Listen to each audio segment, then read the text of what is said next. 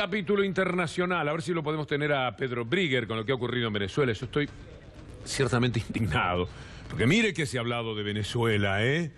¡Caramba! Pero ahora, como ganó la gente de Maduro, parece que ya Venezuela dejó de interesar. Es una locura esto. Y esto es lo que pasa. Usted tiene que aprender, tender puentes y sobre todo, a lo mejor usted está entrenado, pero hay mucha gente que no lo está y hay que ayudarla a ver cómo son las cosas. Con estas preguntas simplemente, che, ¿qué pasó con Venezuela? ¿Por qué no se habla nada ahora de Venezuela? Bueno, antes de localizarlo a Pedro, si es posible, vamos a tomar contacto con Matías Morales en los Estados Unidos. Donald Trump está siendo atacado por las recientes medidas tendientes a derribar el actual sistema de salud, conocido como Obamacare, y la decisión de no certificar el acuerdo nuclear con Irán. En primer lugar, el decreto con el que se le retiraban los subsidios a las aseguradoras que eran destinados a que éstas pudieran brindar cobertura a la gente de bajos recursos generó que las fiscalías de California, Massachusetts, Kentucky y Connecticut presentaran una demanda conjunta contra el gobierno federal para frenar la orden ejecutiva que provocaría un aumento del costo de los seguros de salud, denunciando que se está intentando sabotear la ley. Y en cuanto a la embestida contra el acuerdo con Teherán, firmado en el 2015 por Barack Obama, a través del cual se buscaba limitar su programa atómico, despertó críticas desde todos los sectores por no mostrar una continuidad en las decisiones políticas internacionales. Desde el gobierno iraní resaltaron la falta de credibilidad de Washington. La ex candidata demócrata Hillary Clinton, que negoció el pacto nuclear, aseguró que Trump le está enviando un mensaje al mundo de que Estados Unidos no cumple sus promesas y el resto de las potencias que firmaron el tratado contradijeron al mandatario norteamericano, afirmando que Irán está respetando lo estipulado y que no piensan renegociar el texto firmado. A su vez, los medios sostienen que la postura de Trump no es compartida por todo su gabinete. Bien, Matías, muchísimas gracias. Pedro Brigger en Caracas, un abrazo, buenas noches.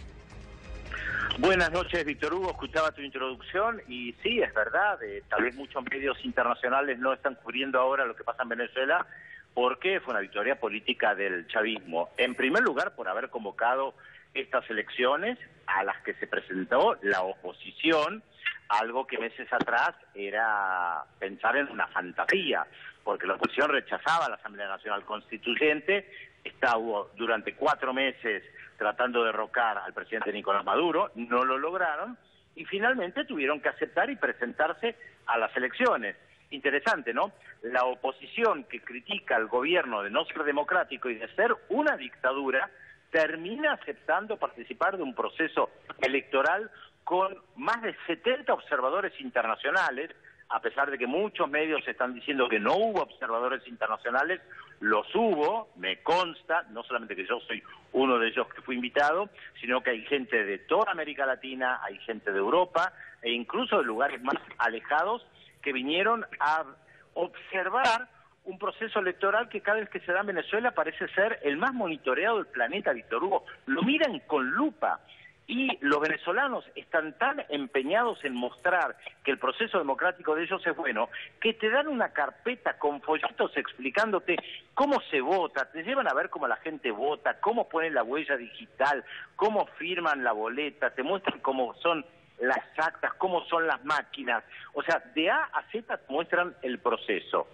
Y la oposición está en una contradicción muy fuerte, porque se presentan las elecciones, gana algunas gobernaciones importantes, pero pierde otras importantes. Entonces, no puede salir a decir que hubo fraude porque el chavismo ganó 18 de 23, porque ganó algunas importantes, pero perdió algunas importantes. Porque esto no es lineal, está claro que estamos frente a una sociedad muy dividida, está claro también que en algunas regiones se castigó a los chavistas que han tenido una muy mala gestión y que se optó por partidos opositores, pero por el otro lado también es cierto que la oposición está muy desconcertada porque esperaban un gran triunfo, porque en el discurso de ellos, y esto es reiterado y lo hemos conversado más de una vez, Víctor Hugo, la oposición siempre dice 90% está en contra de Maduro.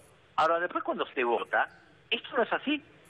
Y de hecho, a la Asamblea Nacional Constituyente hubo una gran participación, y en este caso en las elecciones regionales, que se esperaba una baja participación, hubo una participación muy alta, y el chavismo ganó la mayoría de las gobernaciones, pero perdió algunas importantes.